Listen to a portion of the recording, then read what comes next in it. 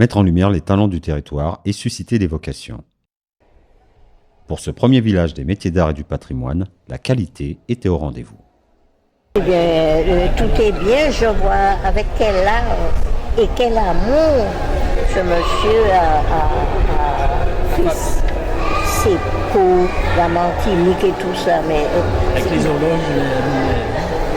je n'avais pas vu. Qualité certes, également diversité et innovation, des créations parfois surprenantes pour ces menuisiers et sculpteurs venus de toute l'île pour l'occasion. C'est parti d'une simple idée. Lorsque vous êtes à 8000 km de vos origines, l'imagination, ça marche. Donc j'ai fait marcher mon imagination et puis ça a donné ça.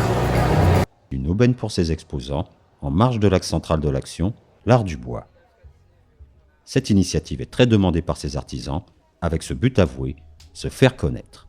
Ah bah oui, moi j'habite dans le sud au jour d'aujourd'hui, donc il fallait bien que je vienne voir ce qui se passait dans le nord quand même. Et que je vienne faire découvrir aussi ce que je fais dans le nord, parce que je suis installée depuis 2009. Et donc depuis 2009, je me rends compte que dans le nord, on me connaît très peu, alors qu'on devrait me connaître plus que partout. C'est une très bonne idée. On est toujours en manque de reconnaissance en fait.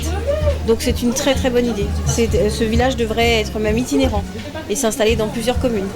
Pour qu'on soit tous ensemble et qu'on voit qu'en Martinique, il y a beaucoup d'artisans qui font de très très belles choses. Opération avec un autre but que celui de mettre en valeur l'artisanat local, faire rayonner la ville du Grand Morne.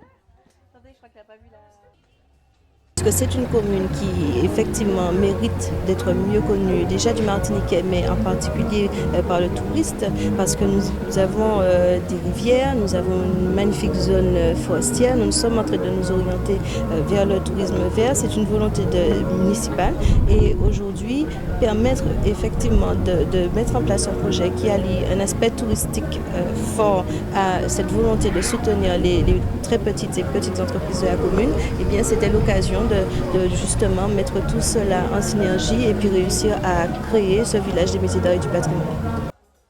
Prochain rendez-vous pour ce village des métiers d'art et du patrimoine, courant 2016.